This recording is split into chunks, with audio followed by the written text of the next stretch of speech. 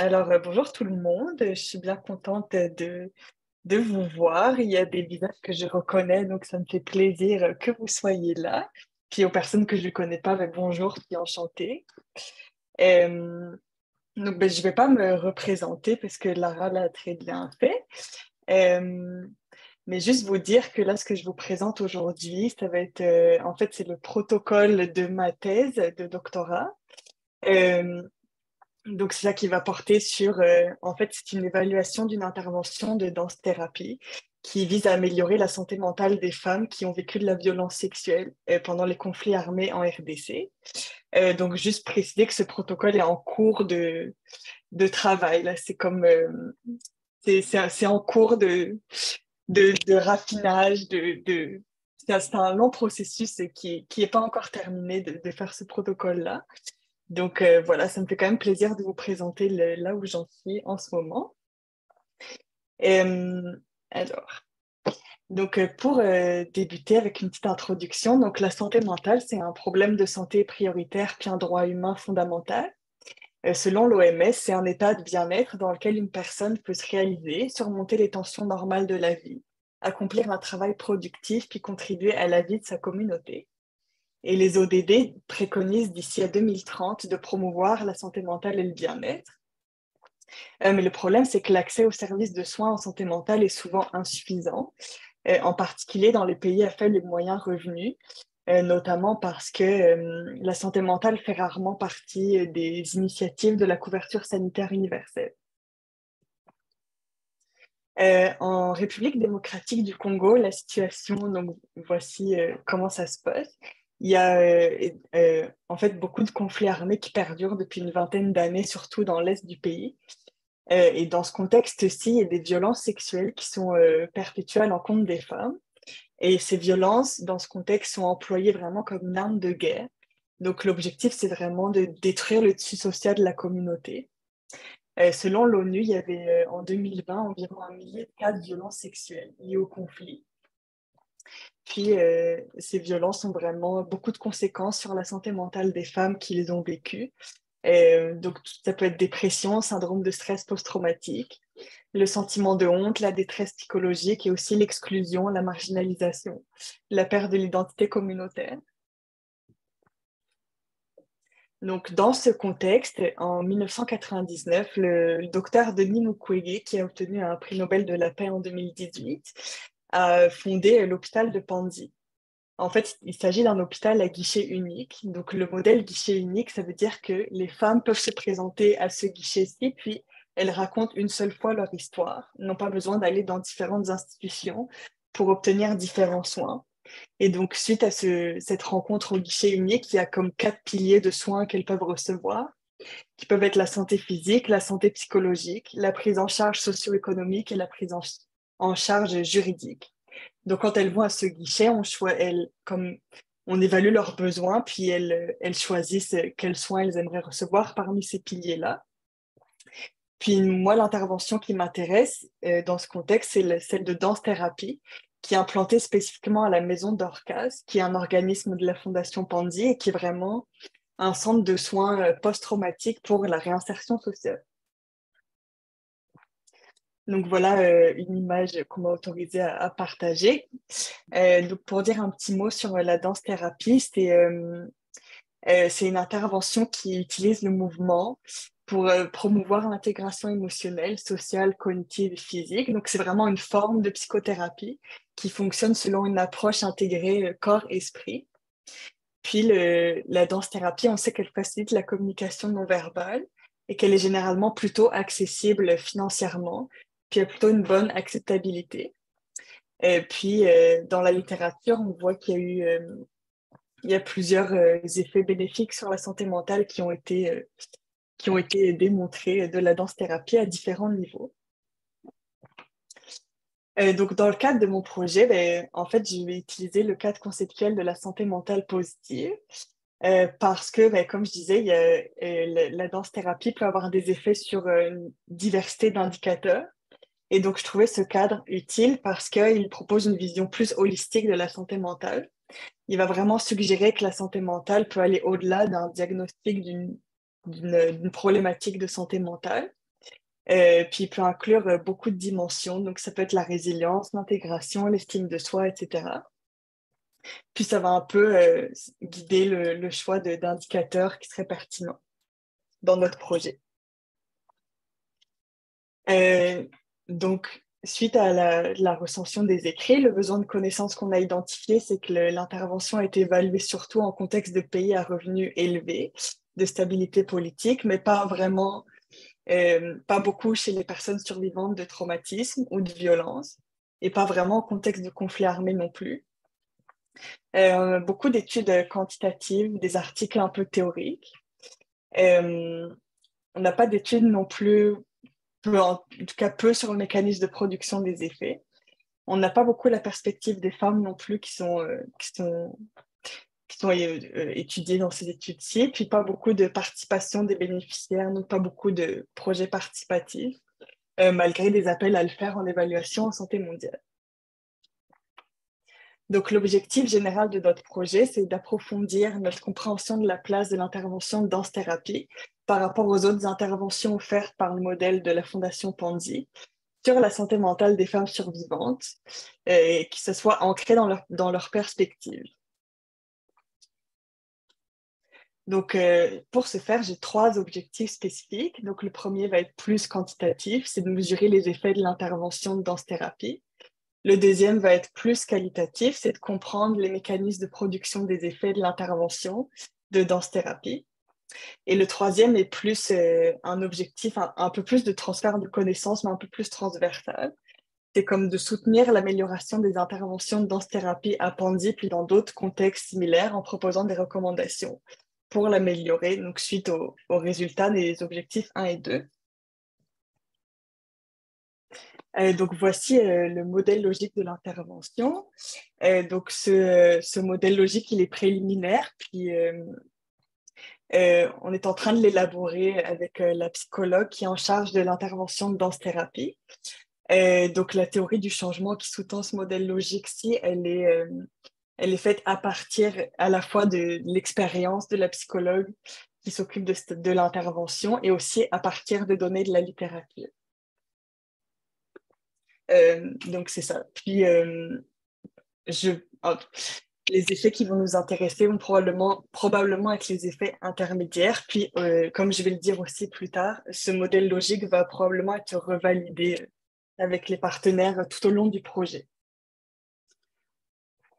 Donc, voici une photo des diverses activités de danse-thérapie, juste pour illustrer que ma directrice m'a partagé. Maintenant, j'ai passé au cadre d'analyse, puis à mes approches d'évaluation. Donc, mes approches vraiment comme plus globales. Donc, j'aimerais faire une évaluation participative transformative, qui est une approche dans laquelle l'évaluation, c'est vraiment une intervention de promotion du changement social, qui permettrait dans ce contexte la réappropriation du pouvoir décisionnel pour les femmes qui, comme on l'a dit, sont souvent marginalisées du fait des violences qu'elles ont vécues. Et aussi parce que cette approche peut renforcer l'utilisation des résultats de l'évaluation, donc grâce à la co-construction des connaissances. Puis à cette approche-ci, je souhaite ajouter le cadre d'analyse de la décolonialité, vraiment avec l'idée que je trouve que le cadre de l'évaluation participative transformative s'applique bien en santé mondiale, mais en même temps, j'aimerais aussi renforcer et comme en mettre plus de l'avant le fait que je reconnais que les rapports de pouvoir en santé mondiale peuvent être nuisibles à la recherche. Puis j'aimerais aussi tenir compte de ma positionnalité dans ce contexte. Donc j'aimerais vraiment avoir un cadre qui permet de reconnaître la pluralité des savoirs, puis vraiment remettre en question la perspective qui est plutôt souvent occidentale dans certains projets de recherche ou d'évaluation. Je dirais un peu plus loin comment je vois ça concrètement. Puis ensuite, les approches, donc ça, c'est le qu'est-ce qu'on fait. Donc, mon premier objectif, ce serait une analyse des effets, donc qui permet de voir quels sont les effets produits par l'intervention et de voir donc l'ensemble des effets possibles d'une intervention, puis vérifier si on peut, si les effets observés sont bien attribuables à l'intervention. Et mon objectif 2 est plutôt une analyse de l'implantation de type 2, donc qui vise à comprendre quels sont les mécanismes de production des effets, parce qu'on ne connaît pas encore ça pour la danse-thérapie. Puis en fait, ça permettrait d'ouvrir la boîte noire, puis de mettre en évidence les composantes de l'intervention qui sont essentielles pour la production d'effets. Donc pour mon devis, ce serait un devis d'études mixtes convergents, donc avec une phase quantitative et qualitative à peu près simultanée, puis une intégration des résultats par la suite. Puis j'aimerais, pour mon approche participative, avoir un comité consultatif de femmes participantes et la psychologue aussi qui met en œuvre l'intervention. Donc pour mes objectifs un petit peu plus détaillés, donc l'objectif 1, c'est de mesurer les effets de l'intervention. Donc, on pensait faire un devis pré-post avec 3 groupes de comparaison. Donc, le premier groupe aurait la danse seulement, le deuxième la danse, puis les autres interventions. Puis le troisième, les autres interventions seulement. Le comité consultatif serait impliqué dans le recrutement. Puis les variables sont, en fait, c'est la partie que je dois encore continuer à chercher, parce que j'aimerais que les variables soient définies à partir du modèle logique, puis inspiré du cadre conceptuel aussi. Ça, je dois encore le valider avec les partenaires. Puis pour les analyses, j'aimerais utiliser la méthode différence des différences. Pour mon objectif 2, donc ce serait l'objectif plus qualitatif qui permettrait de comprendre les mécanismes de production des effets. Donc j'aimerais faire une étude qualitative descriptive en même temps que le post-test. Je ne sais plus si j'ai dit avant que je voulais faire un pré-post. Puis les participantes seraient les femmes bénéficiaires de l'intervention après leur participation. Puis on pourrait faire des entrevues individuelles semi-dirigées avec un guide d'entrevue qui serait travaillé en partenariat avec le comité, puis pré-testé. Et puis pour les analyses, j'aimerais utiliser une méthode d'analyse thématique participative selon la méthode d'EPICT. Donc, qui consiste à créer le livre de code en collaboration, puis coder à plusieurs, puis valider en équipe. Objectif 3, donc ce serait l'étape de l'intégration des résultats des 2 volets précédents, que je pourrais présenter sous la forme de joint display pour montrer les liens entre les résultats qualitatifs puis quantitatifs. Et j'aimerais les présenter lors d'ateliers délibératifs pour permettre la validation des résultats, puis aussi ouvrir ouvrir une discussion pour trouver des pistes de recommandations éventuelles pour améliorer l'intervention si besoin. Donc avec le comité, les participants des autres volets, puis les partenaires de Panzi. Là, je reviens à mes approches globales juste pour montrer un peu plus concrètement comment je vois les choses, mais j'aimerais que le comité consultatif donc, soit impliqué dans la validation du modèle logique, le recrutement, valider les outils, l'analyse participative des pics, les ateliers, puis d'autres activités de transfert de connaissances après s'ils le souhaitent. Pour moi, cette approche, elle passe par la gouvernance partagée du projet, donc avec les partenaires puis le comité, valoriser le savoir expérientiel des femmes, puis le plus possible partager de façon équitable les bénéfices de la recherche, donc notamment avec le transfert de connaissances pour améliorer l'utilisation des résultats de l'évaluation. Puis le plus possible, je vais essayer de vraiment faire preuve de réflexivité, d'humilité, notamment avec un journal de bord, par exemple. Mais il y a sûrement plein d'autres idées plein d'autres actions qu'on pourrait faire aussi. C'est ça que je suis toujours en train de réfléchir à ça aussi. Pour les considérations d'éthique, donc je vais avoir besoin d'un certificat éthique de l'université et de la Fondation Panzi. Donc évidemment, comme toujours, on fera attention au consentement libre et éclairé des participants, la confidentialité puis l'anonymat, protection des données. Les bénéfices possibles, ça pourrait être la participation active à l'évaluation puis l'opportunité de s'exprimer. Il y a quand même toujours un risque de fardeau émotionnel qui est lié au sujet de l'étude. Puis les enjeux éthiques qui sont liés à la recherche participative, donc c'est vraiment, pour moi, c'est le partage équitable du pouvoir et des bénéfices, puis le risque de préjudice social qui se produit si une population avec qui on travaille peut devenir davantage consciente des oppressions qu'elle vit à cause de la recherche. Pour la diffusion des résultats, j'aimerais faire, donc, comme je disais, un atelier délibératif pour faire un retour aux participants et au comité, puis aux autres partenaires. Je pensais qu'on pourrait transférer ces connaissances à d'autres contextes qui pourraient être intéressés à implanter la danse-thérapie en santé mentale, en santé mondiale, donc avec peut-être des guides de pratique. Évidemment, il y a toujours des présentations à la communauté scientifique. Puis, pourquoi pas une forme de transfert de connaissances vers le grand public. Ça pourrait être des vidéos, par exemple. Les retombées anticipées, donc, ce serait d'informer l'intervention de danse-thérapie à Pandy, puis les autres interventions similaires dans d'autres contextes. Contribuer à améliorer la santé mentale et le bien-être des femmes qui bénéficient de l'intervention, puis faire connaître la danse-thérapie comme intervention de psychiatrie alternative. Ça, c'est ma section réflexivité, donc, où je parle de moi. Donc, comme Lara a dit, je suis infirmière en santé mentale, mais je pratique aussi la danse, puis d'autres formes d'activités qui sont à la fois physiques puis artistiques. J'ai une expérience de militantisme pour les droits des femmes. Mes paradigmes en recherche, c'est plutôt constructiviste, critique, participatif puis activiste. Puis je reconnais que mes expériences, mes valeurs, mes perspectives peuvent teinter mon projet et que ma perspective est vraiment ancrée dans mes origines, dans l'origine du pays dans lequel je viens, puis comme étudiante d'université canadienne. Donc j'aimerais vraiment garder cette posture réflexive le plus possible tout au long du projet. Je vais passer rapidement sur l'échéancier parce qu'on sait que ça peut toujours changer au doctorat, mais en fait, j'ai défendu mon protocole cet automne. Là, je travaille à retravailler mon protocole suite aux commentaires du jury.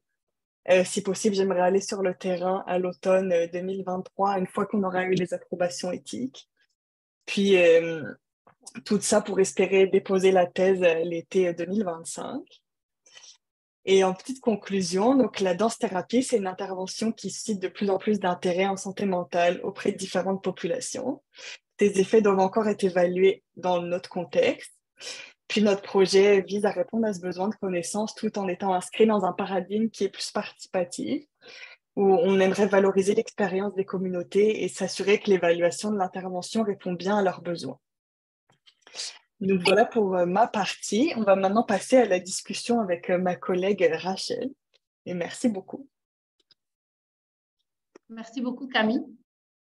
Et merci pour la présentation et pour son projet doctoral. Beaucoup de courage pour la suite. En fait, comme tu le sais, j'imagine, ton projet me parle beaucoup. Et je suis très heureuse de participer à cette discussion parce que, en fait, moi, je suis basée au Liban. Présentement, je suis au Liban. Et donc, je travaille avec une organisation activiste féministe aussi, qui plaidoie beaucoup pour les droits des femmes, surtout les femmes et les enfants victimes de violences sexuelles ou physiques ou victimes d'exploitation. Et donc, au sein de cette organisation, il y a beaucoup de projets d'intervention qui sont assez similaires. Entre autres, par exemple, il y a comme des prises en charge de psychothérapie, des prises en charge juridiques aussi. Et au sein des prises en charge psychothérapiques, on a aussi pas mal de composantes, je dirais, artistiques. Ce n'est pas encore la danse chez nous, mais il y a un peu comme la thérapie à travers le théâtre. Et dans mon rôle au sein de cette organisation, je travaille surtout sur le suivi et l'évaluation de ces diverses activités. Et donc, on suit beaucoup les indicateurs. On fait comme des groupes de discussion avec les femmes qui ont participé aux interventions pour un peu comprendre leur feedback, qu'est-ce qu'on peut améliorer, leur satisfaction, etc. Et comme souvent les bailleurs de fonds le demandent beaucoup, donc j'essaie un peu de faire le match avec ton modèle logique. Ils sont vraiment trop intéressés à savoir à quel point il y a un changement dans le bien-être des femmes à travers les diverses interventions qui sont comme définies par sa prise en charge. Et donc, c'est pas toujours c'est évident parce que la première réflexion que j'ai eue en voyant un peu comme ton modèle logique et l'explication du projet, c'est que je me demande un peu, je te partage un peu tout d'abord notre challenge quotidien, c'est que souvent les interventions sont de courte durée.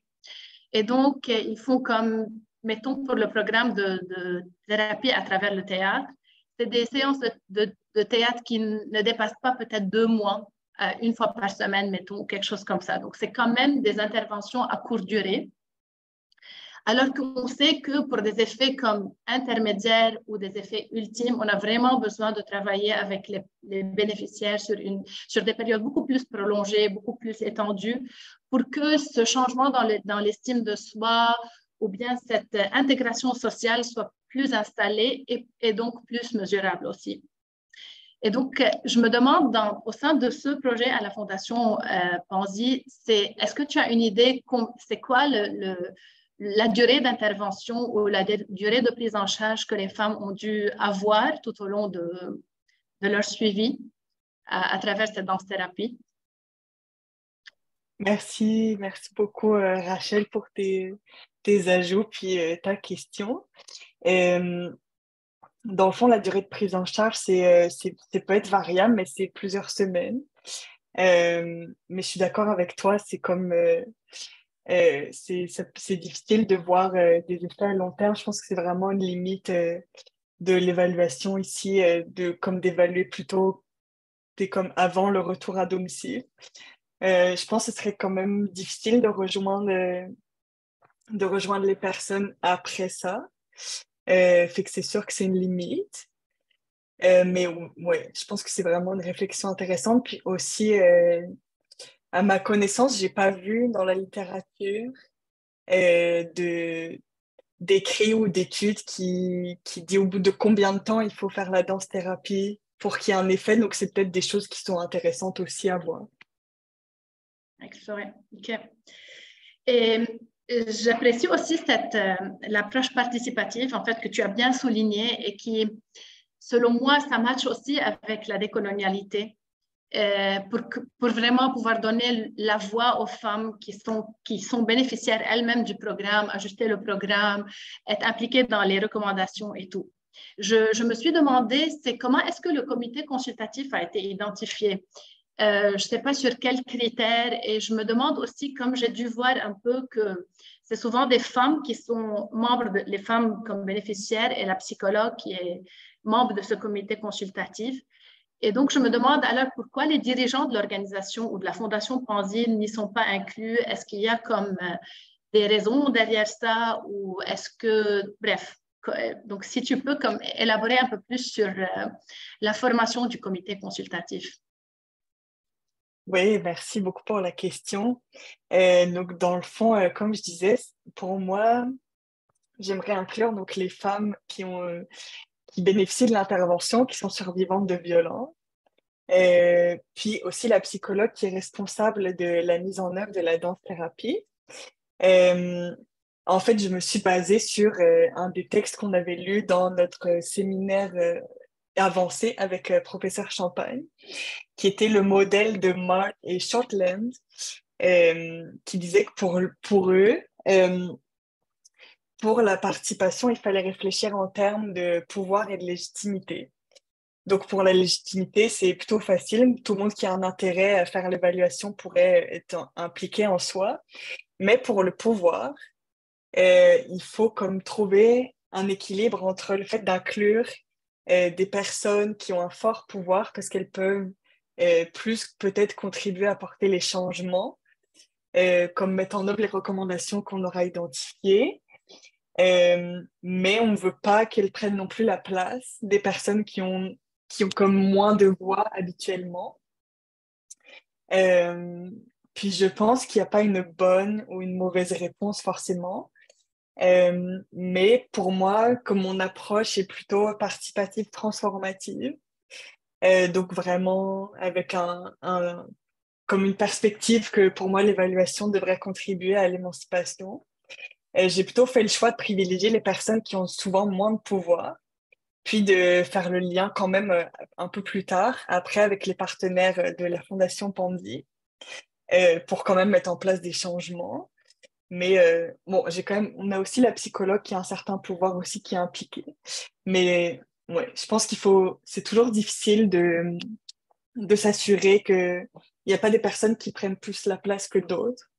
Donc, pour l'instant, c'est ça que je propose. On verra s'il y a des changements qui sont proposés plus tard. Oui, merci. Mais tu sais, ça me fait penser encore une fois sur la base des similitudes que j'essaie de comparer entre le contexte à au Congo et le contexte libanais.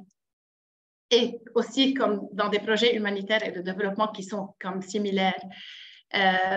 Nous, par exemple, on essaie souvent d'impliquer autant que possible la participation des femmes aussi, ou bien des bénéficiaires directs du programme, dans l'évaluation du programme. Mais nous, on a tendance à faire face souvent parce que, en fait, les bénéficiaires chez nous, ils viennent des communautés très vulnérables. Et la majorité de ces communautés vulnérables sont des réfugiés d'autres pays qui prennent refuge au Liban. Et donc, qui vivent dans, si tu veux, où il y a le risque de déplacement qui est assez élevé. Et donc, les impliquer par des processus participatifs fait en sorte qu'on a souvent tendance à perdre contact avec eux, vu qu'ils se déplacent d'une région ou d'une province à l'autre. Souvent, ils n'ont pas les moyens d'avoir des téléphones portables et donc on perd leur contact, leur numéro de téléphone.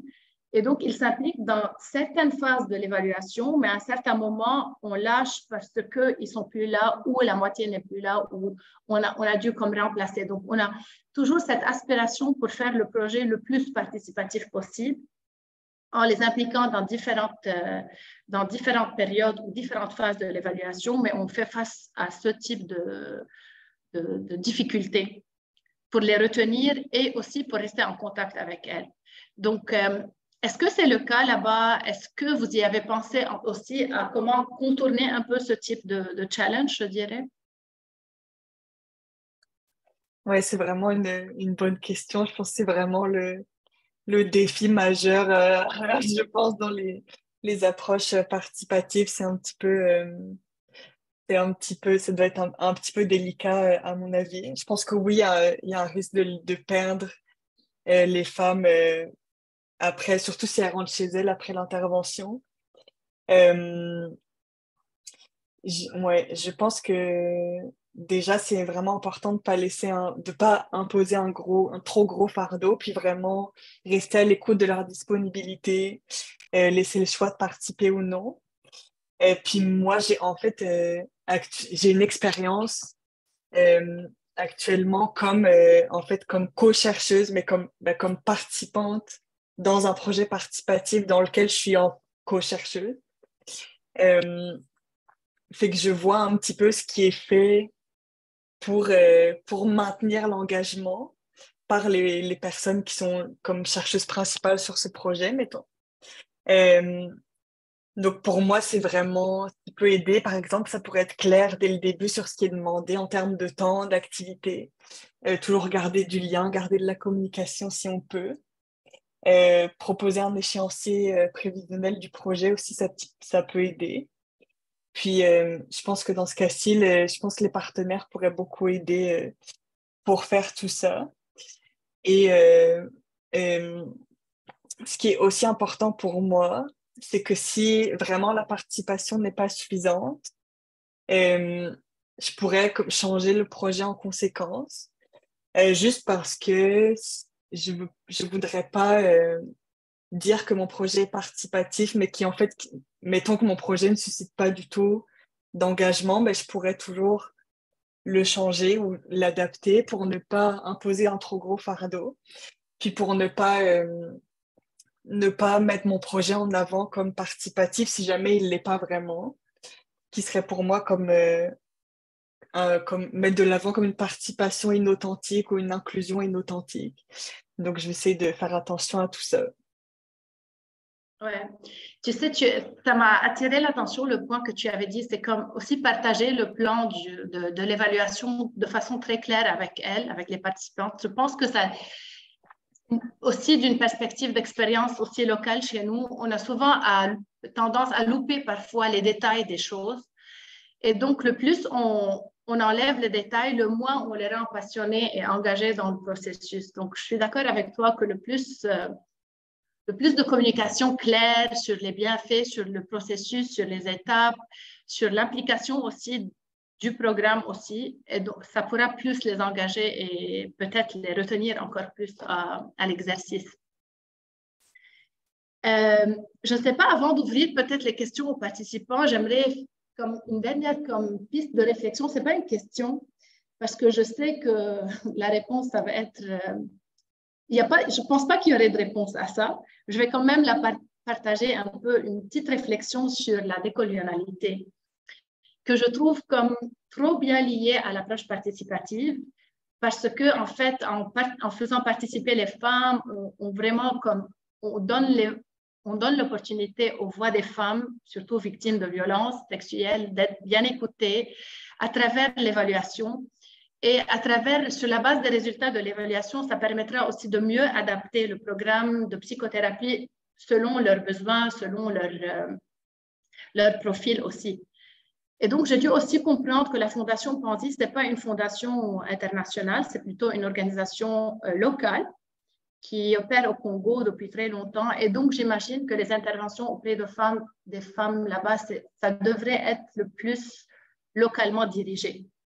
Alors, c'est toujours la réflexion qui me revient à l'esprit, encore une fois, d'un point de vue de comparaison ou bien de difficultés auxquelles on fait face ici au Liban, c'est que on a tendance à se lancer sur des projets participatifs, de faire des évaluations, même si ce n'est pas dans un cadre participatif souvent, mais faire des évaluations pour que vraiment concrétiser les choses, refléter le plus possible le contexte local aux bailleurs de fonds.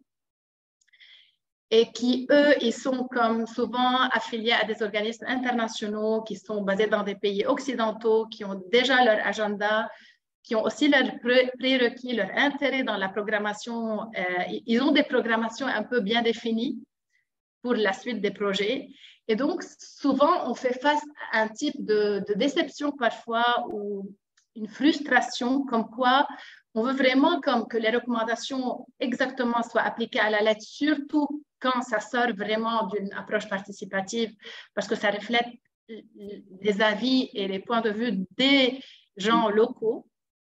Mais en contrepartie, le pouvoir décisionnel reste celui des bailleurs de fonds qui prédominent, et donc c'est leurs intérêts qui vont être comme plus orientés vers, donc les décisions vont être plus orientées vers leurs intérêts. Et parfois, je dirais, avec les années, ça change un peu, mais souvent, leur intérêt, ce n'est pas à 100%, selon mon observation, encore une fois, et selon le contexte d'où je viens. Elles sont, comme ces intérêts ne sont souvent pas toujours orientés vers l'égalité des genres. Et donc, c'est un peu frustrant. Donc, c'est juste une petite réflexion que j'ai aimé comme partager parce que je sais qu'il n'y a pas de réponse à ça. C'est comme un système de dépendance qui ne finit pas parce qu'on veut les bailleurs de fonds, on veut leur faire plaisir, mais en même temps, on veut faire écouter les femmes. Et donc, c'est un cercle vicieux qui tourne. Et l'équilibre dans ça, ce n'est pas si évident, déjà de mon point de vue aussi. Et voilà. Je ne sais pas, je laisse le temps pour les participants aussi pour poser leurs questions, échanger. Merci beaucoup, Rachel, pour ces réflexions sur le travail de Camille présenté tout à l'heure. C'est vraiment inspirant. J'aime beaucoup la discussion sur les aspects d'émancipation puis de décolonialité. Je pense qu'on va certainement en reparler. Il y a déjà des questions qui ont été posées dans le chat par Madame Boivin. Et puis il y a d'autres questions qui s'en viennent. Ça a l'air de susciter beaucoup d'intérêt. N'hésitez pas aussi à activer vos caméras pour rendre la conversation plus interactive et plus aussi agréable pour nos conférencières ce midi. Donc, je peux lire la question si tu veux, Camille. Madame Boivin me pose la question de la façon suivante.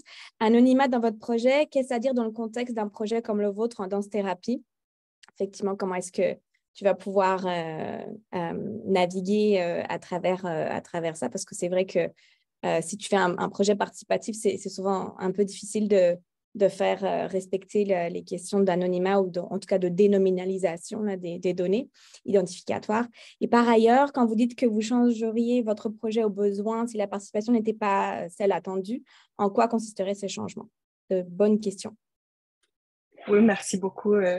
Merci beaucoup pour les questions.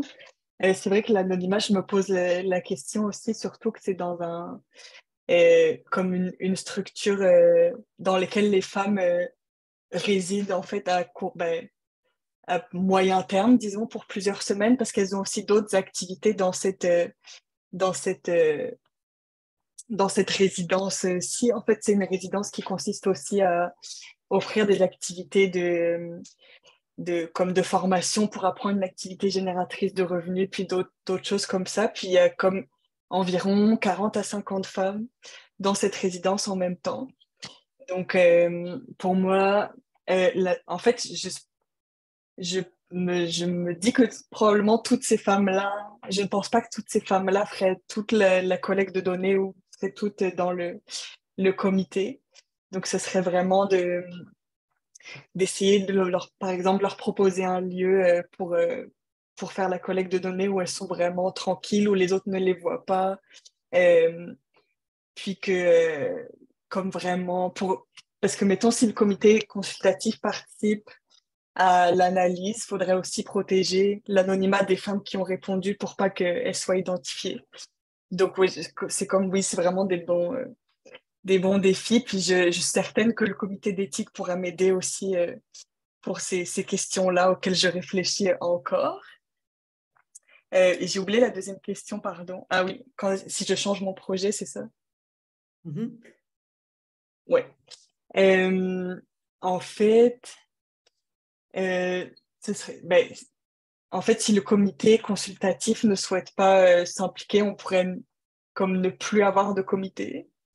Euh, Puis peut-être réduire un peu l'échantillon espéré. Mais c'est ça. Mais en fait, je ne sais pas encore comment je ferais ça. C'est vraiment pour moi, l'idée, c'est de rester flexible tout au long, avec vraiment ce qui s'en vient, puis voir avec les partenaires aussi comment on peut faire. Ma directrice aussi va sûrement m'aider à trouver d'autres pistes pour le changer, mais c'est ça, mais mon idée, c'est vraiment que je veux pas forcer la participation si mettons, on ne s'y prête pas ou si, mettons, pour l'analyse participative, les femmes ne souhaitent pas le faire. Je pourrais peut-être faire l'analyse, mais avec d'autres partenaires de la fondation qui connaissent quand même mieux le terrain que moi. Ça pourrait être des pistes comme ça. Mais oui, c'est une bonne question. Merci beaucoup. Elle a rajouté work in progress, en fait. Oui, c'est ça. C'est vraiment... En fait, j'ai défendu mon protocole à la fin décembre. Et puis là, je suis toujours en train d'ajuster en fonction des commentaires du jury. C'est pour ça que c'est toujours... les réflexions sont encore là, mais ça me fait plaisir d'échanger avec vous aussi parce que ça me sert beaucoup. Oui, merci beaucoup pour vos questions, Madame Boivin. On a aussi des questions de Tchaïkovski. Est-ce que tu veux les poser en direct, Tchaïkovski? Parce que je vois que tu es devant ta caméra. J'aurais pu laisser Madame Boivin les poser aussi, d'ailleurs. Ça va, il n'y a pas de problème. Merci d'avoir fait. On ne t'entend pas, par exemple. Mhm. Je pense qu'il y a un problème de son. Donc, je vais les lire pour toi.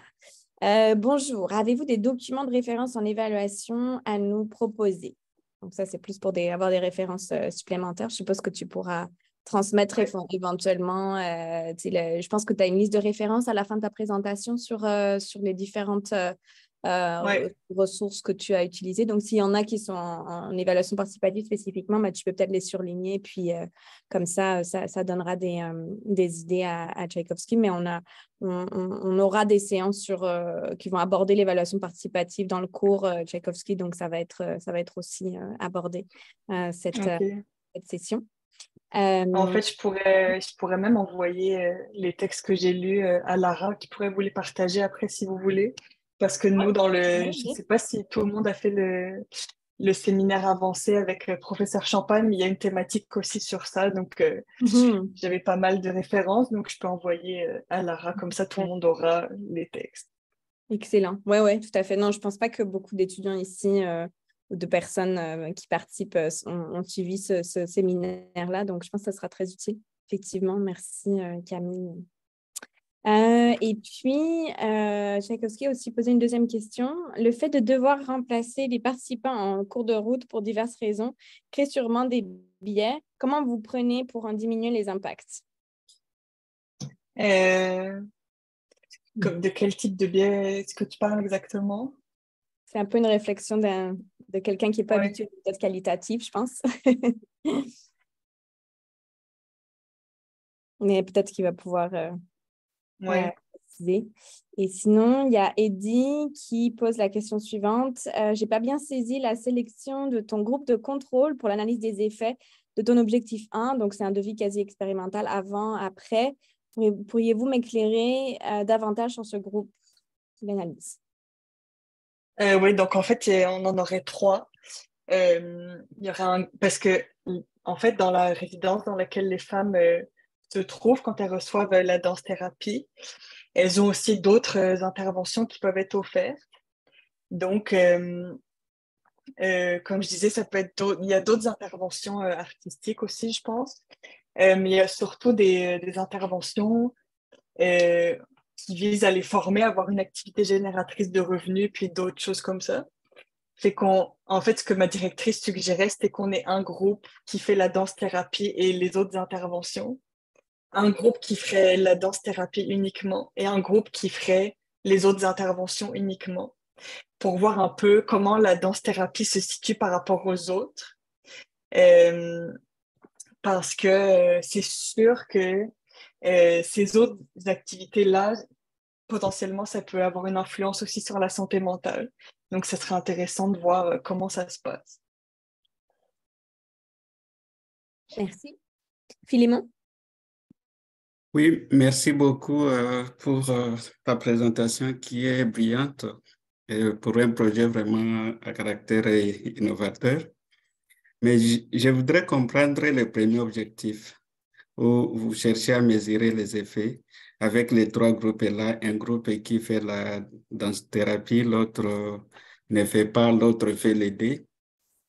Comme le fait qu'ils restent ensemble, est-ce qu'il n'y a pas un problème, un biais de contamination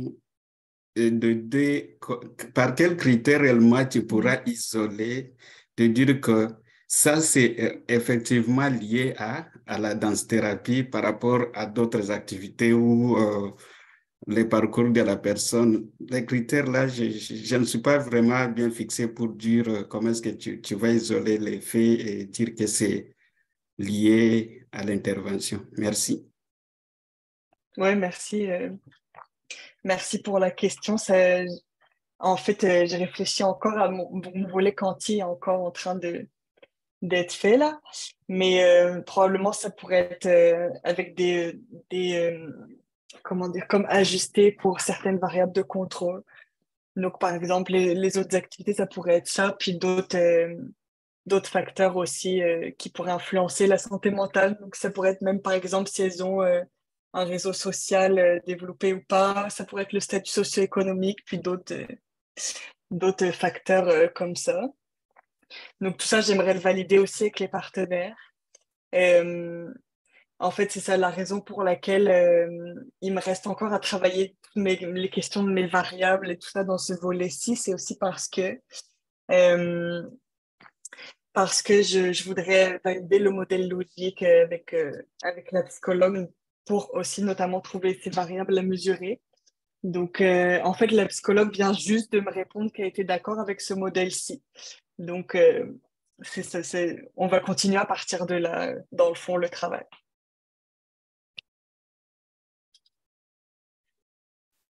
Merci. Il y a Mme Boivin qui a reposé une question par rapport, je pense, au volet d'émancipation. Elle demande, en fait, qu'est-ce que tu entends, Camille, par des femmes qui ont moins de pouvoir? Puis, dans le fond, comment est-ce que tu vas les identifier? J'imagine que c'est un peu la question qui est sous-jacente aussi. Ah, OK, est-ce qu'il y a moins, OK.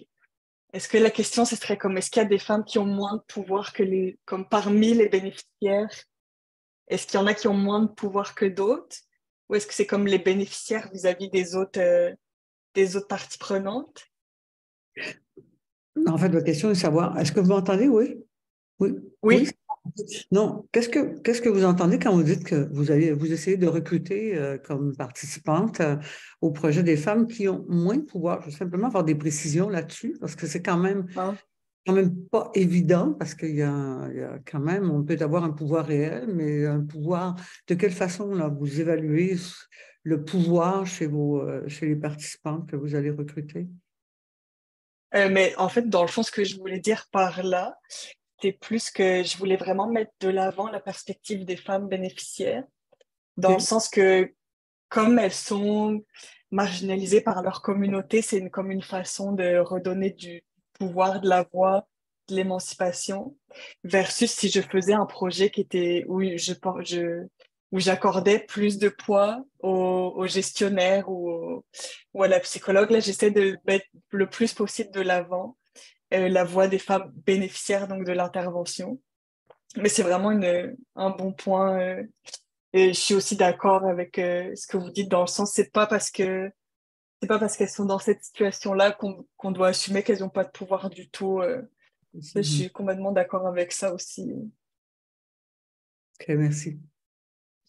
Oui, ouais, c'est vraiment un bon point. Je vais en profiter pour faire du pouce là-dessus parce que c'est vrai que moi aussi, j'avais tendance à un moment donné à beaucoup insister sur le terme de vulnérabilité, puis à vraiment faire comme si ces personnes-là, finalement, ont presque plus de agency ou pas, ou sont pas, ou comme, faire comme si ces personnes n'étaient pas capables elles-mêmes, en fait, c'est ça, de se relever, puis de faire face, puis d'être résiliente, puis de pouvoir aussi, en fait, démontrer qu'elles sont capables c'est ça, de prendre des décisions, d'avoir un pouvoir, en fait, d'une certaine manière, sur ce qui se passe dans leur vie. Et souvent, en santé publique, on se fait critiquer pour ça. Puis, j'ai commencé aussi à changer un peu mon discours par rapport à ça, personnellement, parce que je pense que c'est vraiment important tu sais, l'émancipation, ça peut vite... on peut vite tomber dans le travers, en fait, un peu, c'est ça, paternaliste, où on veut vraiment mettre de l'avant ces pauvres personnes, mais en fait, il faut aussi le voir d'une autre manière. Et je pense que tu n'es pas du tout dans ce travers-là, Camille. Je te connais suffisamment pour le savoir. Mais c'est simplement que, tu sais, dans la formulation, effectivement, il faut souvent quand même préciser que c'est ça, on reconnaît que ces personnes ont quand même une capacité d'agir et qu'elles c'est ça, qu'elles sont bien capables aussi, en fait, d'apporter des choses à ton projet, puis à prendre des décisions par rapport à ce qu'elles vivent, comme je disais tout à l'heure. Je ne sais pas si Ouais, ça merci. rejoignait votre point, Madame Boileau. Oui, merci. Oui, c'est tout à fait, oui, ça rejoint tout à fait. Votre réflexion joint tout à fait celle que je me faisais finalement.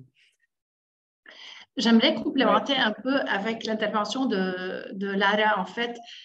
Aussi, en donnant l'exemple de mon expérience ici au Liban, souvent, c'est extra riche quand on fait des groupes de discussion avec ces femmes-là, parce qu'on sous-estime le niveau de empowerment un peu et de self-esteem qu'ils ont eu à travers de petites interventions. Et on ne le détecte pas qu'à travers des moments de qualité un peu avec eux, d'échanges, de discussion.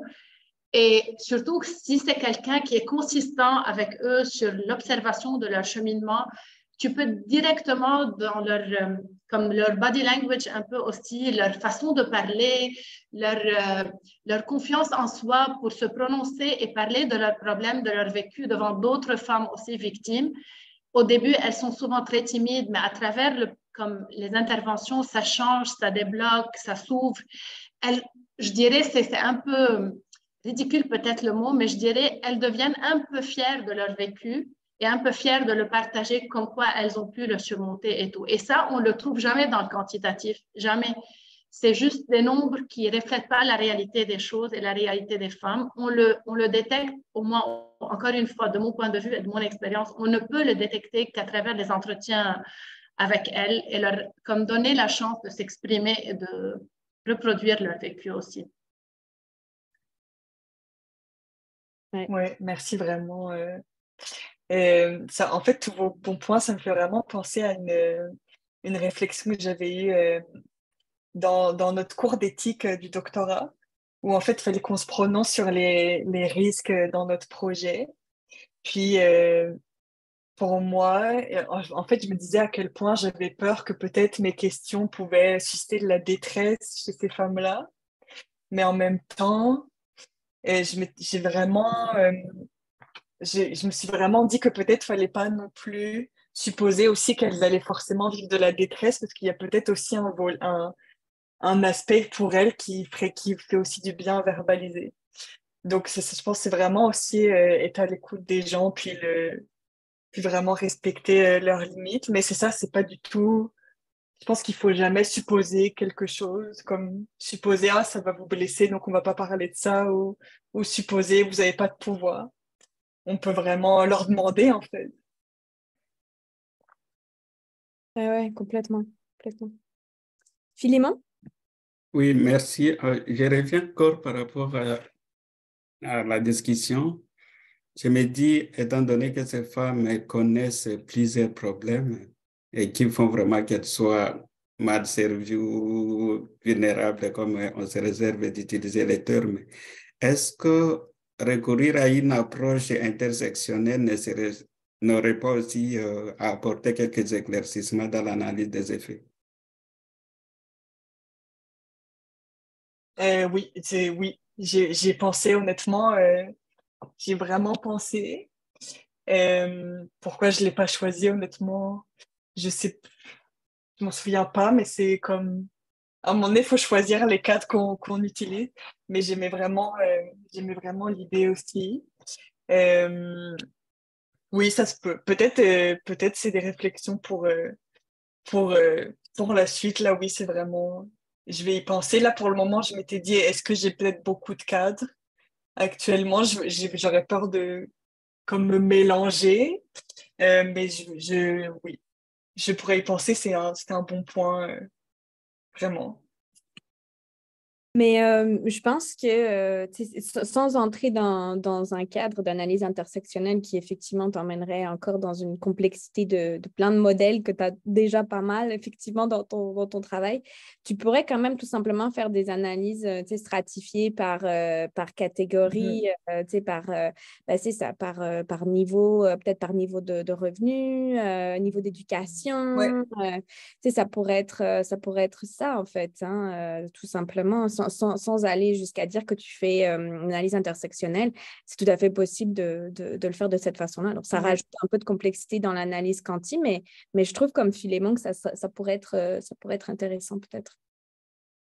Oui, j'y avais pensé aussi des analyses multivariées, mais effectivement, je n'aurais pas appelé ça intersectionnalité si je j'explique pas plus en amont le cadre, mais oui, l'idée est bonne.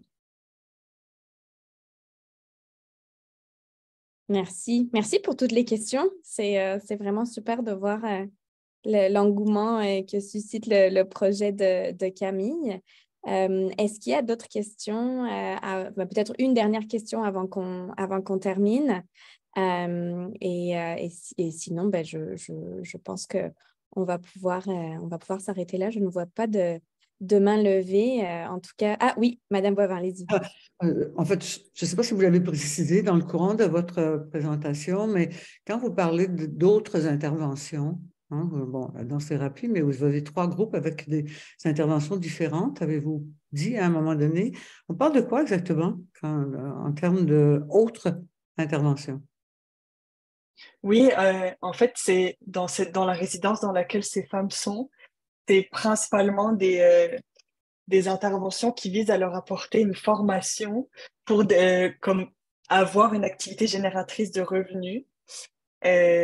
Donc, il y a par exemple des cours de vannerie, des cours de fabrication de savon, ouais, et pas mal de cours comme ça pour qu'elles puissent, dans le fond, avoir une activité économique pour celles qui en ont besoin. Mettons celles qui n'en avaient pas avant.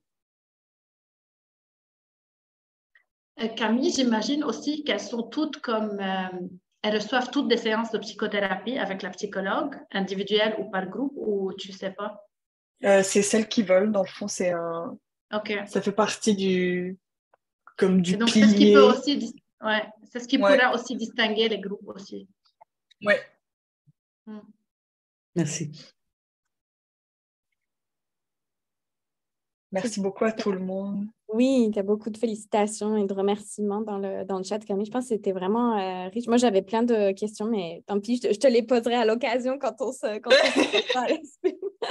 J'avais des questions sur le type d'analyse de l'implantation que tu as choisi. Enfin bref, des affaires plus techniques, mais on s'en reparlera. Puis j'ai beaucoup apprécié qu'on ait cette discussion peut-être plus, c'est ça, sur des enjeux plus éthiques, émancipation, participation, etc. C'était vraiment excellent. Puis donc merci encore et merci aussi à Rachel pour ces réflexions encore une fois. C'était une belle séance. Merci beaucoup. On se retrouvera le mois prochain, le 31 mars, donc pour le dernier webinaire de la session avec un ancien, un ancien étudiant, un diplômé du doctorat en santé publique de l'ESPUM qui va nous parler de son travail en évaluation aussi, en évaluation d'implantation et des effets d'un système par rapport au contrôle du sida, si mes souvenirs sont bons, en Haïti. Donc, on vous espère aussi nombreux et nombreuses à la prochaine édition. Et puis, comme à mon habitude, je vais partager pour terminer l'information sur le programme ANESOS, donc en analyse et évaluation des services, organisations et systèmes de santé. Donc, si vous êtes intéressé par ce programme-là ou vous souhaitez en savoir plus, n'hésitez pas à me contacter. Voilà, ça sera avec plaisir que je répondrai à vos questions. Merci beaucoup à toutes et à tous encore une fois. Puis, on vous souhaite une bonne après-midi et une très bonne fin de semaine. Merci à vous, la même chose. Merci à tout le monde. Merci. Au revoir. Merci tout le monde. Merci. Bonne Bye fin de bye. semaine. Au revoir. Au revoir.